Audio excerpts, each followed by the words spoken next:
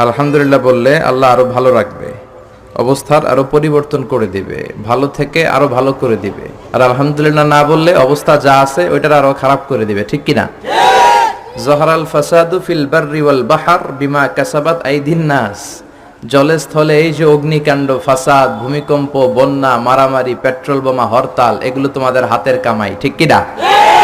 আমরা যদি ভালো হয়ে যাই, আমরা যদি নামাজি হয়ে যাই, আমরা যদি মুত্তাকি হয়ে যাই, আমরা যদি আল্লাহ ওয়ালা হয়ে যাই, এই ঝড় তুফানও আসবে না, এই ভূমিকম্প আসবে না, হরতাল হবে না, মারামারি হবে না, দেশটারে শান্তির একটা টুকরায় পরিণত করে দিবে কে? এজন্য সবসময় শুকরিয়া করব কার?